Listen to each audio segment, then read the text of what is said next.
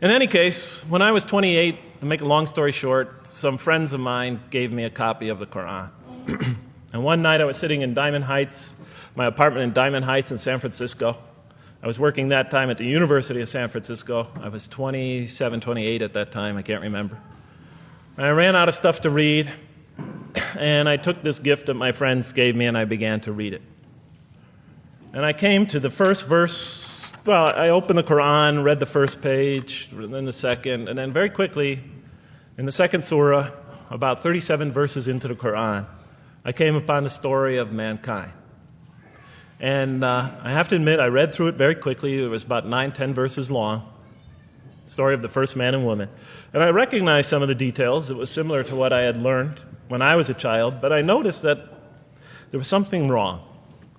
It was apparent to me that whoever authored this Quran, of course I wasn't a Muslim at the time, so I didn't have any idea who that was, whoever authored this Quran clearly did not understand the real meaning of the story, because they had obviously gotten the details confused. They didn't even understand the whole purpose of the story. And so I just read through it once, and then I read through it again, just to try to see what kind of point the author was making, and then I read through it a third time and a fourth, and then I realized this is something strange going on here. I'm going to read this much more carefully. I'm going to need to go through this story line by line, verse by verse, because it's obvious that the author is trying to bring out another point. And I wasn't quite sure what it was, but definitely he packs a lot of meaning into almost every word. And I thought the writer at least seems to have a great measure of brilliance. And so I'll try to sort of take you through what my experience was as quickly as I can. So I came to the 30th verse of the second surah, Surah Al-Baqarah, and it began like this. It said, "Behold, your Lord said to the angels, I am going to place a vicegerent on earth." The Arabic word is khalifa. It means a representative or an emissary of mine. "I am going to place a vicegerent on earth." And they said, the angels said, "Will you place therein one who will spread corruption and shed blood, while we celebrate your praises and glorify your holiness?" And God said, He said, "Truly I know what you do not know." See, that's the verse that hooked me. That's the verse that caught my attention. That's the one that kept on making me read the story again and again and again. Because listen to the way it begins. "Behold, your Lord said to the angels, I am going to place a representative of mine on earth, a vicegerent of mine, an emissary, one who acts on my behalf." I thought, that's not the way it goes. You're not supposed to be placing man on the earth in some positive role, some elective office. You place man on earth as a punishment for his sin. Clearly, I knew the author didn't quite get the point. But still, it was an amazing line. But then I come to the next line, and it says, "And the angels say, will you place therein one who will spread corruption and shed blood, while we celebrate your praises and glorify you?" I looked at it again. I couldn't believe the question. They said, "Will you place therein one who will spread corruption and shed blood, while we, the angels, celebrate your praises and glorify you?" I looked at that and I said, exactly. That would be my question. Why would you create this being, supposedly for some positive role, when he's capable of doing tremendous wrongdoing? When he could spread corruption and shed much blood? Why would you create this violent and pernicious creature when you could create angels? As the angels clearly say, well, we, the angels, celebrate your praises and glorify you. They're asking one of the most fundamental questions in the entire history of religion. Why create you, man, this utterly fallible creature, this creature who could rebel against God's will, who could do such tremendous wrongdoing, who could wreak havoc like no other creature on earth, when you can make them angels? And look where the question is being asked. It's being asked in heaven. It's almost like saying, look, why don't you just make them angels and be up here in heaven with us, Why don't you just make them angels, pop them into heaven, he's fine. Why would you put him on earth where he could feel distant from you, where he can work out his worst criminal tendencies, act them out, feeling somehow independent and apart from you and free to do whatever he wants? when you could just make them angels and put them into heaven and make them perfectly submissive to your will? I looked at that question and said, that's my question. I'm not even a single verse into the story of mankind, and there before me I see my question. That whole question, everything that I ever thought, everything that I ever experienced, everything that I ever knew was in that question. It was as if the author took my life and wanted to pick out exactly the right question to humiliate me, to provoke me, to anger me. Why create man, this most destructive and violent creature, when you could make him angels? And then look at the answer. And he said, God said, truly I know what you do not know. You know, in modern parlance, we would say, I know exactly what I'm doing. I read that and said, what? You know what you do not know? You know exactly what you're doing?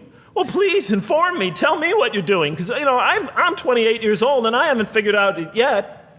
And I have a lot of issues that I'm still dealing with that's connected to this question. You can't just get off that easy. You can't just tell me you know exactly what you're doing. Not after what I've been through. Not after you made me this way. And then I realized, of course, I was arguing with a God I didn't even believe in. And that would happen several times as I read through the Quran. And sometimes I would just get into so agitated by what I read, I'd start arguing with this voice that I'm reading before me, that's calling to me. So we turn to the next verse. It turns out that the Quran just doesn't dismiss the question. It starts to answer it a little bit. And in the next verse it says, and he taught Adam, God taught Adam, the names of all things. And then he placed them before the angels and said, tell me their names if you are right. So this verse is clearly referring to the previous one. But notice what it says. Now, from my own background, I remember Adam naming things, but it wasn't connected to any answer to any philosophical question. But here, notice what it says. And he taught Adam the names of all things. And I realized already, just from the first verse, you got to read these verses very carefully because it's packed with a lot of symbolism and meaning. And he taught Adam the names of all things. So here we see Adam is not only just a creature who knows how to name things, who's acquiring the gift of language, but he's also a learning creature. God is teaching him. Now right here, right in this verse, and it'll come even clearer in the subsequent verses, that the very first thing that the Quran is going to emphasize here is man's intellect. He is a learning creature. He is taught. And what is he taught? What is one of the great intellectual gifts he's given in response to the angel's question? The gift of language. Because through language, mankind can not only learn, but he could learn things not only through his own experience, but he could learn things that other people have experienced of times and places that are hundreds, thousands of years and miles separated from him. And so that all our knowledge becomes cumulative. Every generation learning from the generation before it. I'm learning today from authors I read from other sides of the world that may have existed 2,000 years ago. And so we all contribute to our collective learning and knowledge. And so I'll see later in the Quran, when the Quran will emphasize this again and again and again. Like in one verse it says, read in the name of your Lord who created.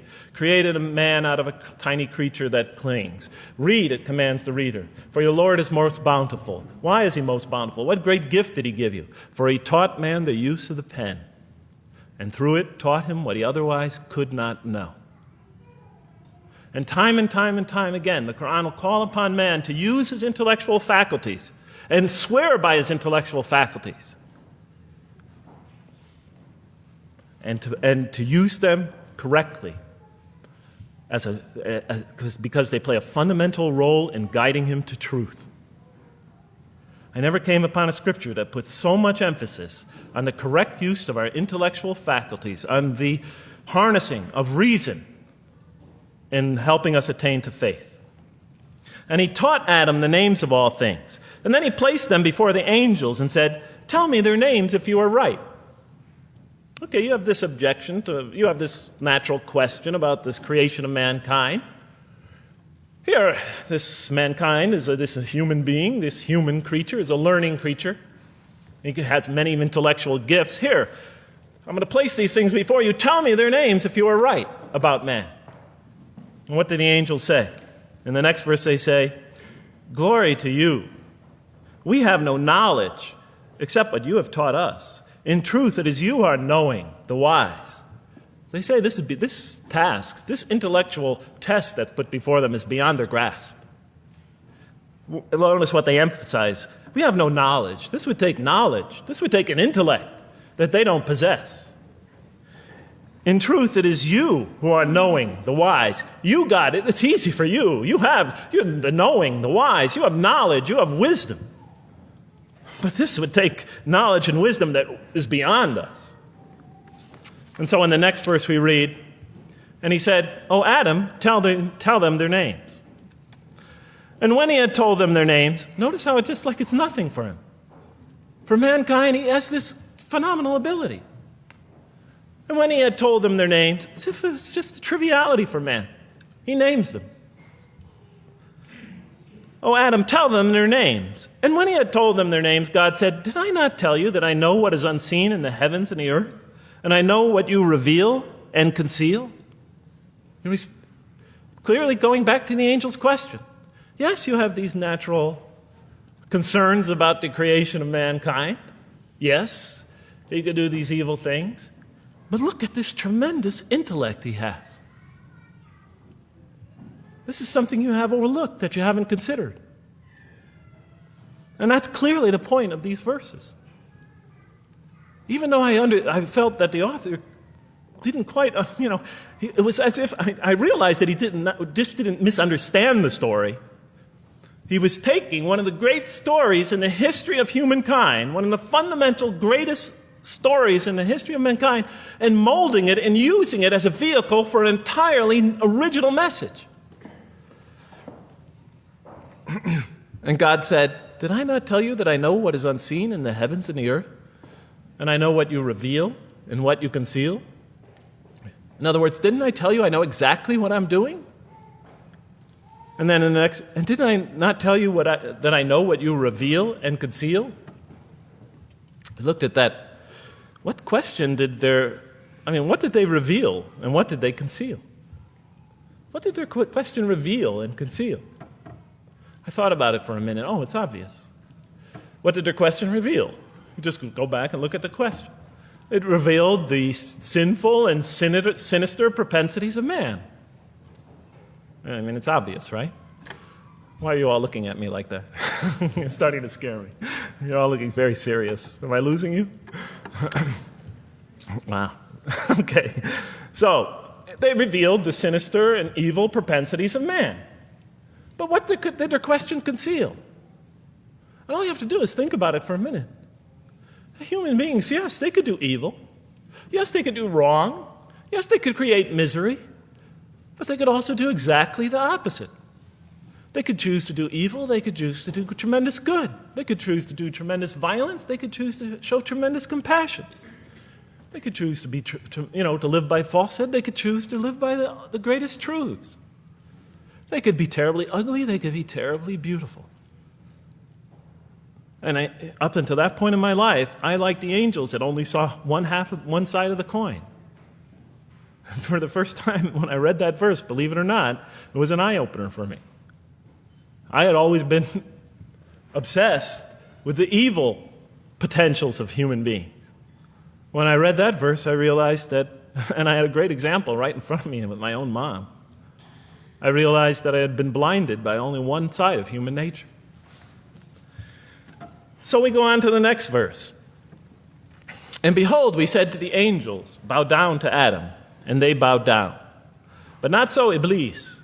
Iblis is like the father of Satan. Satanic beings, forces, creatures, existences. "He refused and was arrogant. He was of those who reject faith." An interesting statement. "And behold, we said to the angels, bow down to Adam. And they bowed down." Bowing down could symbolize two things. Bowing down could symbolize the superiority or potential superiority of one being over another, and so they bowed down to them. Bowing down could also mean that they serve that creature in some respect. Of course, the Quran says that all beings serve God, all created beings serve God. But this verse seems to be indicating, and the rest of the Quran will make it clear, that these angelic beings, these angelic entities, will serve the development of mankind. We'll even see later that the satanic beings serve the development of mankind. Both forces, angelic and satanic, will serve the development of mankind. Because one will present man with a choice to do the most altruistic things. The other will simultaneously try to influence man in the opposite direction. And so human beings will be moral creatures and will have to make moral decisions. And it's in those moral decisions that they will grow spiritually and morally as human beings. And they'll take that into the next life. And the angelic and the satanic forces will be catalysts for those moral choices that they make. They will heighten the human being's awareness of the rightfulness and the wrongfulness of the choice he's about to make. And the self, the soul, the nafs, as they say in Arabic, will have to make the ultimate choice between good and evil. And that choice, that test will come again and again and again as human beings either grow or decline. And those tests will come again and again and again to try to help him towards his spiritual evolution, to bring him back. But that choice is ultimately ours. But I'm getting ahead of myself. And so we said to the angels, bow down to Adam, and they bowed down. But not so Iblis. Iblis is Satan, this rebellious force, this evil prompter, the one who whispers into the human heart. He comes into being. And with the introduction of Satan, we have the introduction of evil, that evil influences on human beings. And notice why Iblis does not bow down. He refuses because he was arrogant. You know, we often hear what's the root of all evil? In the West, it's always money, greed, etc. Here the Quran seems to be saying that the root of all evil is not always material wants. It's not always money, it's not always greed. At the heart of evil is arrogance, putting yourself above all others, of assigning to yourself special priority and neglecting the rights of others, of pride and arrogance and envy, the source of evil. He was of those who reject faith. I looked at that verse and I said, okay, I get why you would create angels to sort of influence man in a positive direction. But why in this story now are you introducing Satan? What sort of role was Satan play? And then, of course, you just think about it for a minute and you say, yes. The story is telling us that on one hand, we have these magnanimous urgings come from one direction. On the other hand, we have these satanic urgings coming from another direction. In other words, the Quran is telling us that man is not only a learning creature, but he's a moral creature. He has understanding of right and wrong. And God infuses those, allows those influences to come to him.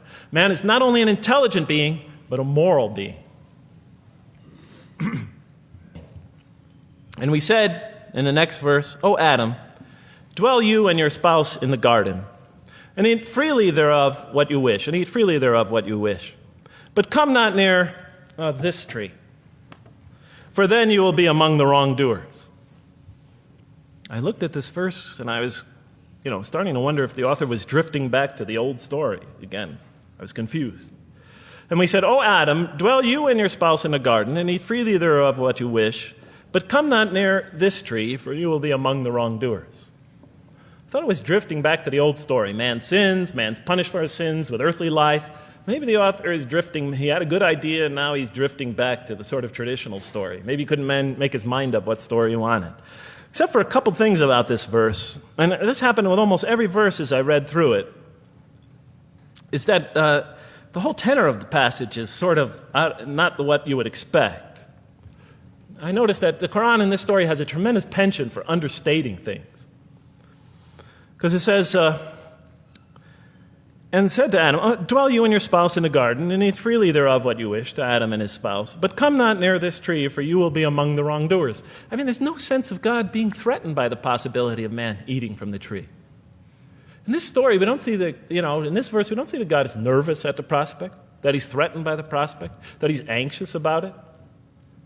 The tree that he picks, it seems like he's just picking out any tree.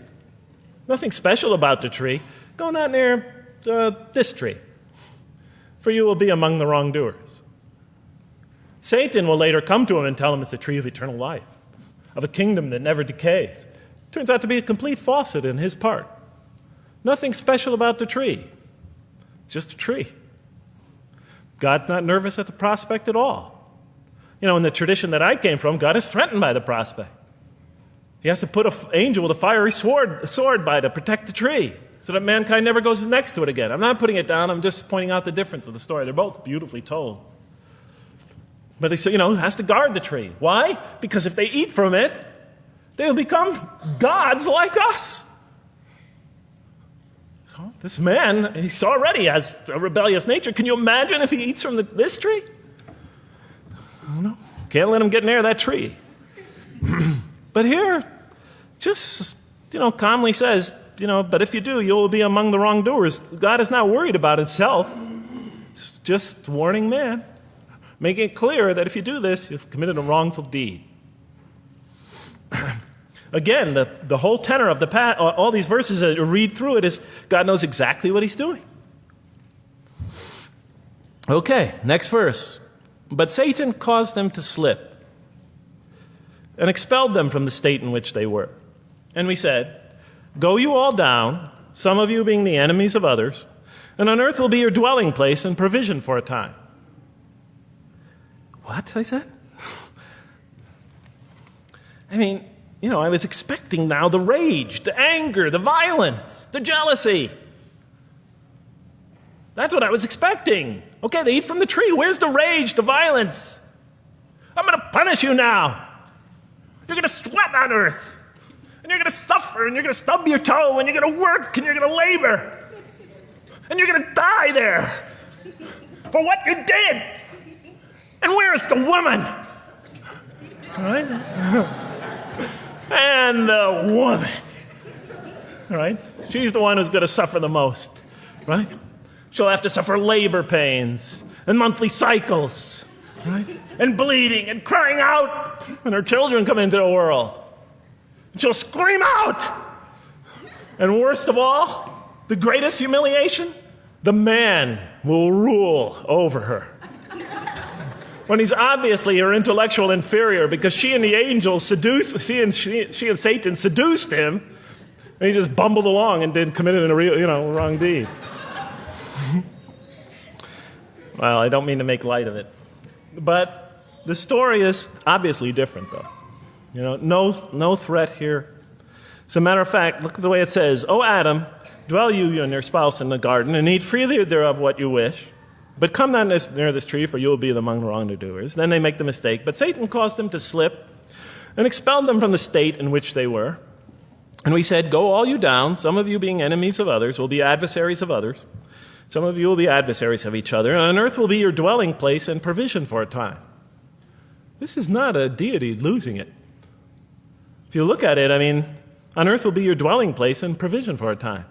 That's not the words of a God that is lost, that is really extremely upset. On earth will be your dwelling place and provision for a time. But notice something else about this verse. When you read these verses for the first time, I don't know, maybe I'm nuts, and many people think I am. But when you read these verses for the first time, this is just so much that catches your attention. But Satan caused them to slip. I remember, I couldn't get that verse out of those words out of my head. Satan caused them to slip? To slip? The greatest sin in the history of the human race, and it's called a slip? In my culture, slip means, you just momentarily, for a fraction of a second, you lose your focus. It's not a big deal. My Uncle Bob used to always say to me, Jeff, I'm sorry I'm 5 minutes late, I slipped up. The understanding is it's no big deal. It's just a slip. That's what we say when we make a minor mistake. I slipped up. Don't worry about it. Never happen again. A slip, I said? Momentary loss of focus? The greatest sin in the history of humanity? Why we're all here? Why we're all suffering? Why we experience death? A slip? I didn't believe it. I went to my Arabian friends at that time. I didn't know any Arabic. They came to this verse. We went through it line by line. I said, now don't change any words. Just read them one at a time. But Satan made them, and I said, okay, this one right here. What does it mean? Tell me what that means. They looked at it, it says, slip. Slip. And expelled them from the state in which they were. A slip, I thought? But then maybe I was trying to force the traditional understanding, the traditional interpretation. Maybe it was just a slip. I mean, after all, they didn't commit murder. They didn't commit robbery, rape, pillaging, assault. They ate a couple of pieces of fruit.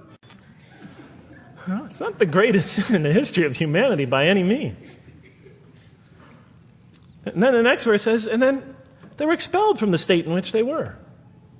Well, what state were they? Let's see now. Let's go back from where we started. First, mankind is being taught. We see he's an intellectual being. Then we show he's a moral being. Moral being means he's a being that's going to have to make choices. And then God gives him this choice. It's not a huge deal. It's not the gravest sin in the history of humanity by any means. It's minor by any standards. They make it, though. We see that God originally intended to put man on earth as his vicegerent. We see a period of preparation where he's being prepared intellectually, where he's growing as a moral creature. When does God finally put him on earth? What signals that he's ready to begin? He makes his first independent choice. It's not the worst deed in the history of humanity.